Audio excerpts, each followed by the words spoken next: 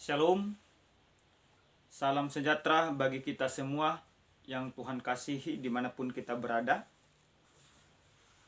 Kita akan mendengarkan kebenaran firman Tuhan, akan tetapi kita terlebih dahulu menyatukan hati, kita berdoa kepada Tuhan. Ya Tuhan kami, Tuhan yang maha baik, kami bersyukur buat segala kebaikan-Mu dalam hidup kami. Kami mau mendengarkan sabda-Mu, ajari kami untuk menghidupinya. Dalam nama Yesus kami berdoa, amin. Bapak Ibu yang Tuhan kasihi, kebenaran firman Tuhan yang akan kita dengarkan dalam khotbah Minggu tanggal 11 Juli tahun 2021 tertulis dari kitab Amos pasal 7 ayat 10 sampai dengan ayat 17. Demikian firman Tuhan. Lalu Amasya imam di Betel menyuruh orang menghadap Yerobeam, raja Israel, dengan pesan, Amos telah mengadakan persepakatan melawan Tuanku di tengah-tengah kaum Israel. Negeri ini tidak dapat lagi menahan segala perkataannya. Sebab beginilah dikatakan Amos, Yerobeam akan mati terbunuh oleh pedang, dan Israel pasti pergi dari tanahnya sebagai orang buangan. Lalu berkatalah Amasya kepada Amos, Lihat, pergilah, enyalah ke tanah Yehuda, carilah makanmu di sana dan bernubuatlah di sana. Tetapi jangan lagi bernubuat di Betel, sebab inilah tempat kudus raja, inilah bait suci kerajaan. Jawab Amos kepada Amasya, Aku ini bukan nabi, dan aku ini tidak termasuk golongan nabi, melainkan aku ini seorang peternak dan pemungut buah arah hutan. Tetapi Tuhan mengambil aku dari pekerjaan mengiring kambing domba. Dan Tuhan berfirman kepadaku, pergilah bernubuatlah terhadap umatku Israel. Maka sekarang dengarlah firman Tuhan. Engkau berkata, janganlah bernubuat menentang Israel, dan janganlah ucapkan perkataan menentang keturunan Ishak. Sebab itu beginilah firman Tuhan. Istrimu akan bersundal di kota, dan anak-anakmu laki-laki dan perempuan akan tewas oleh pedang. Tanahmu akan dibagi-bagikan dengan memakai tali pengukur. Engkau sendiri akan mati di tanah yang najis, dan Israel pasti pergi dari tanahnya sebagai orang buangan. Sampai di sana pembacaan kebenaran firman Tuhan. Bapak Ibu yang Tuhan kasihi di dalam Kristus Yesus, mungkin kita masih ingat sebuah slogan KPK pada tahun 2012 ketika memperingati Hari Anti Korupsi Internasional yang jatuh pada tanggal 9 Desember. Pada saat itu ada slogan yang menurut kami begitu luar biasa. Apa dikatakan dalam slogan tersebut? Dikatakan berani, jujur, hebat. Dasarnya membuat slogan ini pada saat itu KPK, seorang wakil KPK, Bambang Wijojanto, berkata bahwa jujur adalah langkah awal untuk memberantas korupsi. Jujur adalah nilai yang paling fundamental, dan jujur adalah sebuah sikap dan perilaku. Bapak Ibu yang Tuhan kasihi, jauh sebelum kita membicarakan korupsi di dalam zaman kita sekarang, pada zaman perjanjian lama, korupsi itu sudah menjalar dan merajalela. Termasuk dalam konteks Amos yang menjadi khotbah kita pada saat ini. Boleh dikatakan seluruh kegiatan peribadahan dan pemerintahan semuanya melakukan korupsi. Terjadi penyelewengan jabatan, penyelewengan kekuasaan, pengambilan hak orang lain dengan melakukan penindasan. Tuhan benar-benar marah dan benar-benar jengkel melihat tingkah laku umatnya pada saat itu.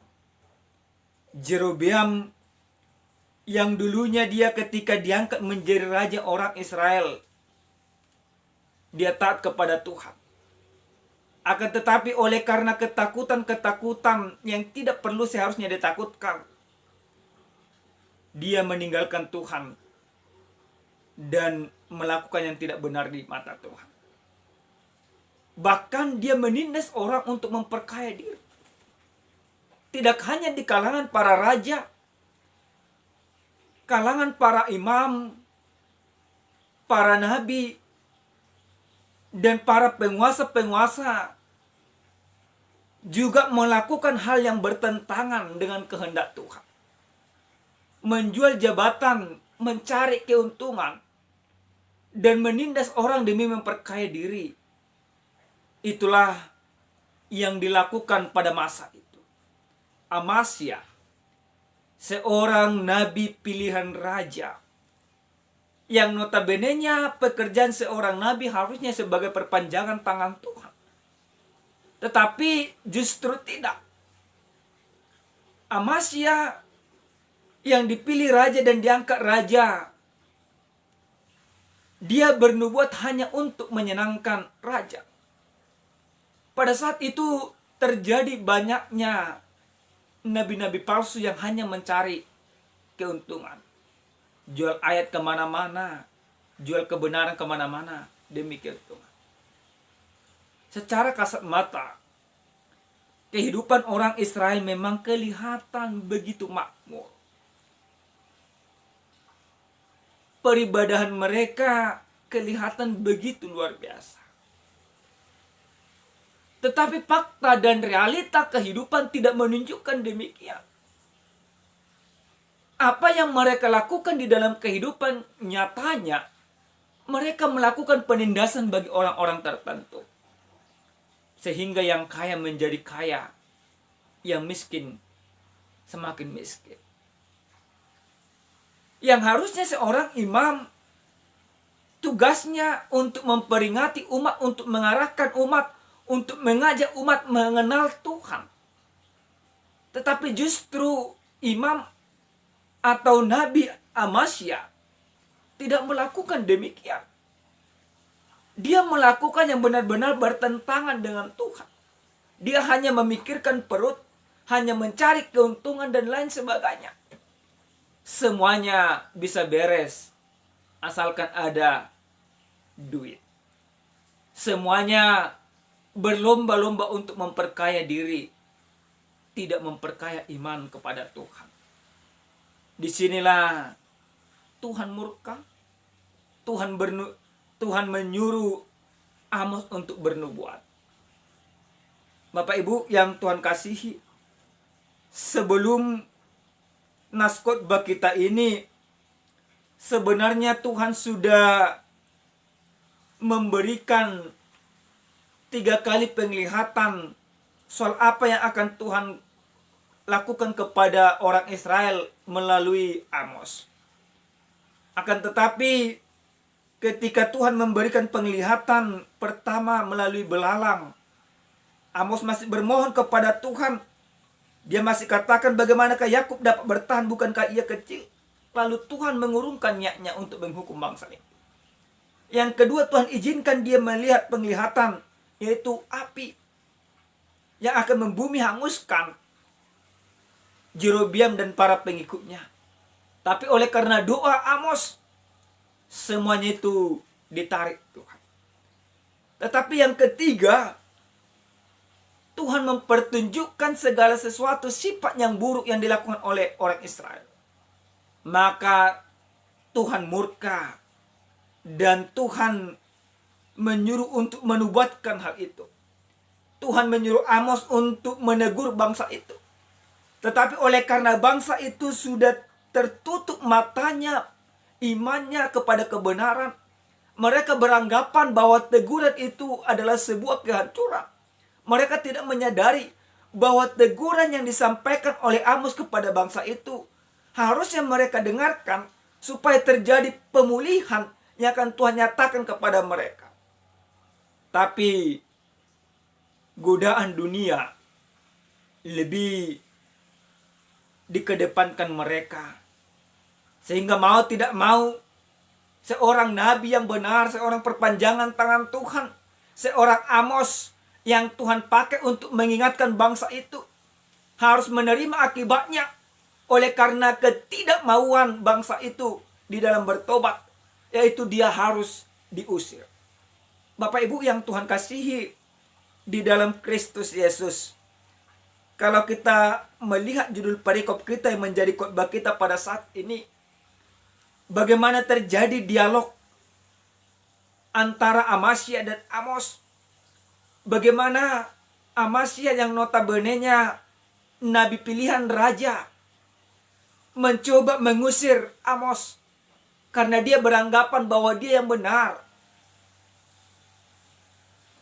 Maka apa yang dilakukan oleh Amasya dibenarkan oleh raja, sehingga dia bebas mengusir Amos.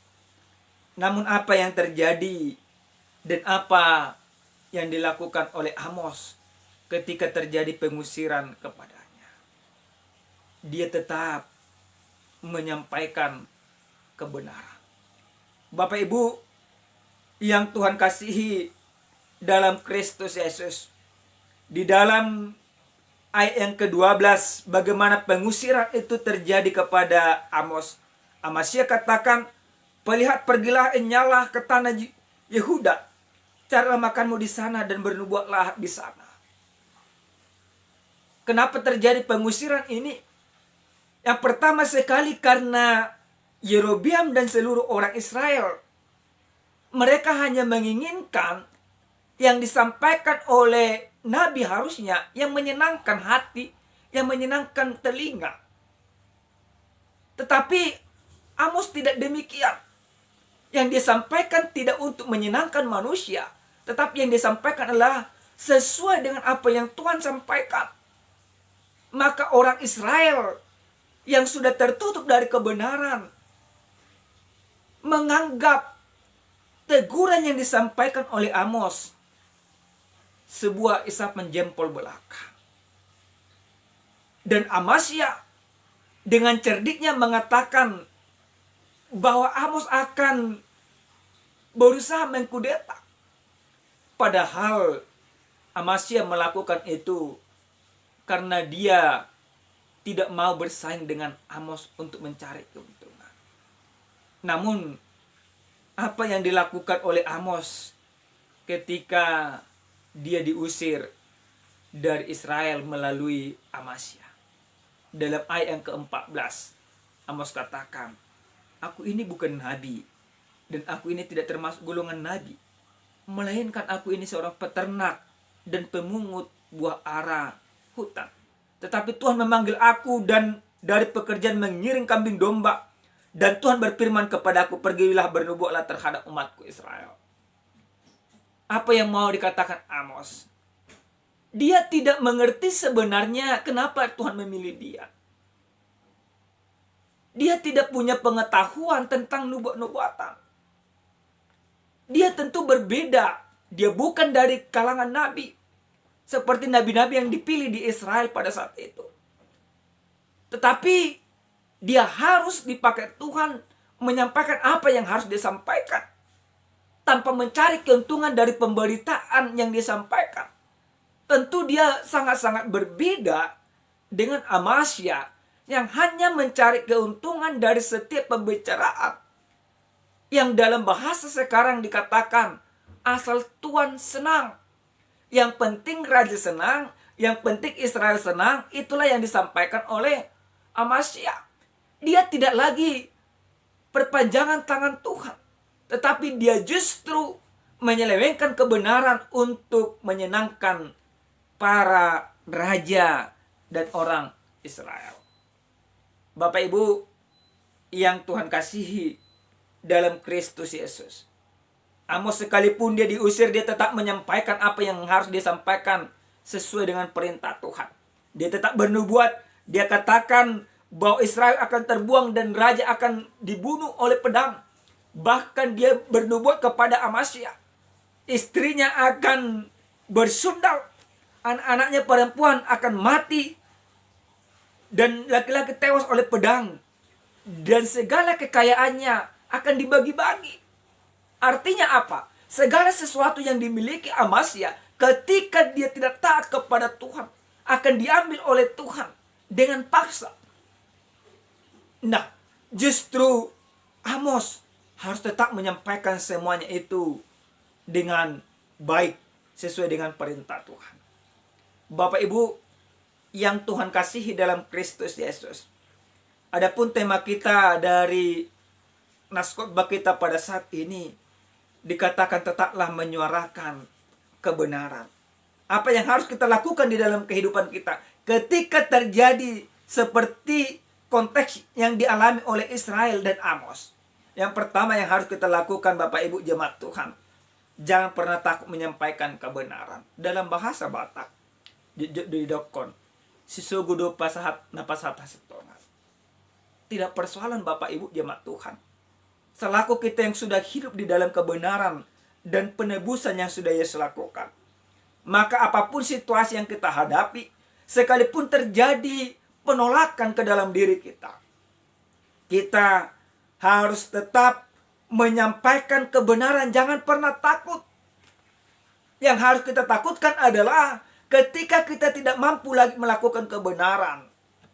Bapak Ibu jemaat Tuhan, sering sekali kehidupan kita pada saat ini tentu seperti kehidupan Amasya.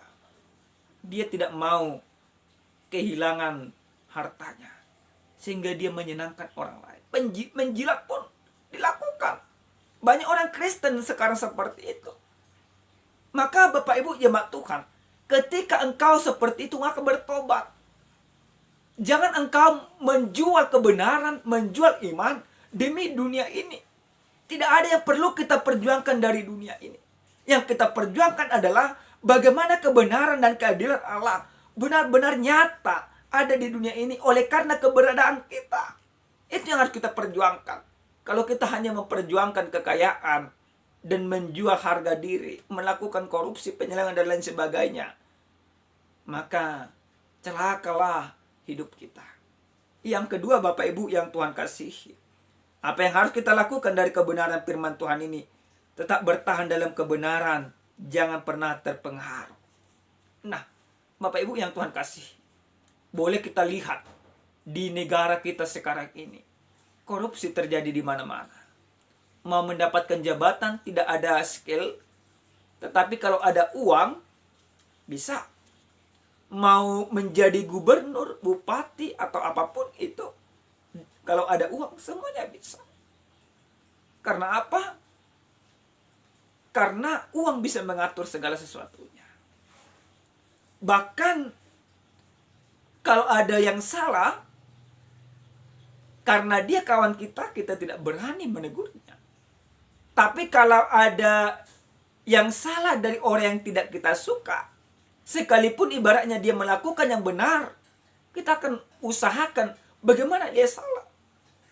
Terjadi penyelewengan kekuasaan, terjadi penyelewengan jabatan, terjadi penyelewengan kedudukan dan lain sebagainya pada zaman sekarang. Hampir sama yang kita hadapi dengan yang dihadapi oleh Amos pada saat itu.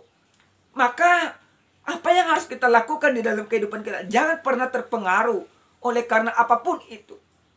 Ini harus yang kita tanamkan begitu dalam di dalam kehidupan kita. Bukankah Kristus datang ke dunia ini untuk menyelesaikan segala utang dosa kita, untuk membenarkan kita supaya tidak lagi melakukan hal yang bertentangan dengan kehendak Tuhan? Maka jangan sia-siakan penebusan yang diberikan oleh Kristus Yesus. Bapak Ibu yang Tuhan kasihi, yang ketiga yang harus kita imani dari kebenaran firman Tuhan ini, bagaimana kita ketika kita ditegur harus mau menerima teguran dan berubah.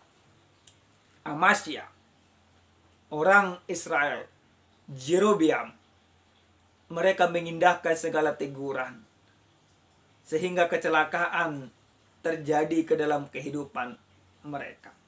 Maka kita selaku orang-orang yang sudah diberkati oleh Tuhan melalui penebusan Yesus Kristus, terima teguran. Seperti yang kami katakan tadi, teguran itu bukanlah bagian daripada kebencian. Tetapi ketika ada orang menegurmu karena kesalahanmu, terima teguran itu dan berubah dengan teguran itu. Pandanglah bahwa teguran yang disampaikan oleh orang kepadamu untuk menjadikanmu berubah dan untuk menjadikanmu menjadi dipulihkan dari kehidupanmu yang tidak benar. Bapak Ibu yang Tuhan kasihi, yang terakhir sekali ada sebuah ilustrasi.